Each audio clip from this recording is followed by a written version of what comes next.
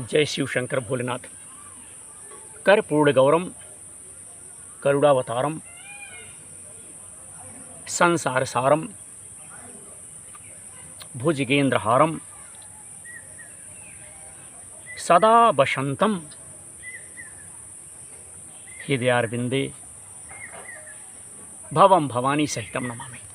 समस्त भाई बहनों को पवित्र भूमि उत्तर प्रदेश से विनोद दुबे का प्रणाम नमस्कार। पहुँचे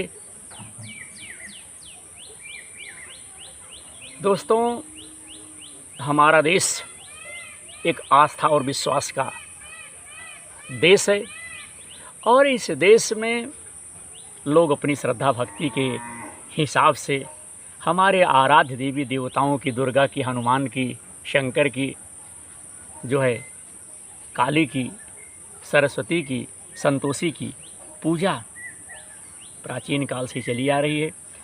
हमारे आराध्य देवी देवता जो हैं अपने हाथों में कुछ ना कुछ वाद्य यंत्र, युद्ध करने का यंत्र, लड़ाई झगड़ा करने का यंत्र, वेद, पुस्तक, शंख, तो आपने देखा होगा कि कुछ ना कुछ अपने हाथों में लिए रहते हैं।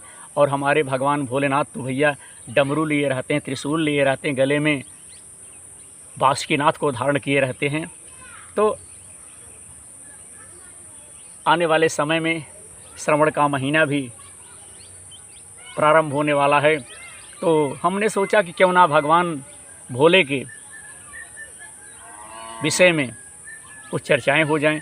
तो आज की इस चर्चा में भगवान भोलेनाथ को जो डमरू मिला है, किस प्रकार से मिला, कैसे मिला, कहाँ पाए, इस पर हम चर्चा करेंगे। देखिए, भगवान शिव जी को संहारकर्ता के रूप में वेदों और पुराणों में बताया गया है, जबकि शिव का नटराज रूप ठीक इसके विपरीत है। यह प्रसन्न होते हैं और नृत्य करते हैं, नाचते हैं। इस समय शिव के हाथों में एक वाद्य यंत्र होता है, जिसे हम सब क्या कहते हैं, डमरू कहते हैं। भगवान भोलेनाथ बजाते हैं, कभी कभार जब नृत्य करते हैं तो उसको हम लोग क्या कहते हैं, डमरू। हरिओम नारायण। साथियों, इसका आकार रेत घड़ी जैसा है, जो दिन रात और समय के संतुलन का प्रतीक है। शिव भी इसी तरह के हैं। इनका एक स्वरूप बैरागी का है तो दूसरा भोगी का है, जो नृत्य करता है, नाचता है, परिवार के साथ जीता है। इसलिए शिव के लिए डमरू ही सबसे उचित वाद्य यंत्र है।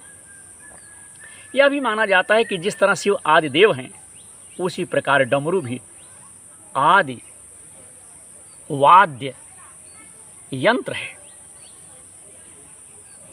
भगवान शिव के हाथों में डमरू आने की कहानी बड़ी ही रोचक है।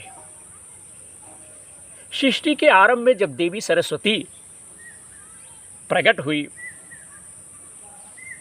तब देवी ने अपनी बीड़ा के स्वर से सृष्टि में ध्वनि को जो जन्म दिया, लेकिन यह ध्वनि सुर और संगीत विहीन थी। उस समय भगवान शिव ने नृत्य करते हुए 14 बार अपने डमरू को बजाया। भगवान भोले ने बजाया और इस ध्वनि से व्याकरण और संगीत के धंत ताल का जन्म हुआ। कहते हैं कि डमरू ब्रह्मा का स्वरूप है, जो दूर से विस्तृत नजर आता है, लेकिन जैसे जैसे ब्रह्मा के करीब पहुंचते हैं, वह संकुचित हो दूसरे सिरे से मिल जाता है और फिर विशालता की ओर बढ़ता है।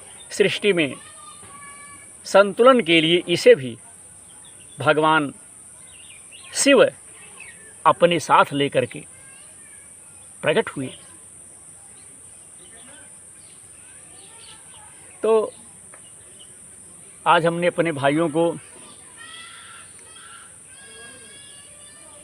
भगवान भोलेनाथ को किस प्रकार से डमरू प्राप्त हुआ, इस पर छोटी सी चर्चा की।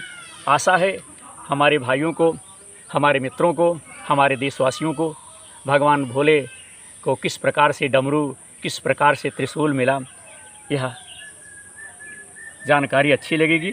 अब हम अगले एपिसोड में शिव के गले में नाग किस प्रकार से मिला, काहे को भगवान भोलेनाथ ने अपने गले में नाग को धारण किया, अगले एपिसोड में हम अपने भाइयों को इस विषय में ज़रूर जानकारी देंगे। जय हो समस्त भाइयों की, जय शिव शंकर।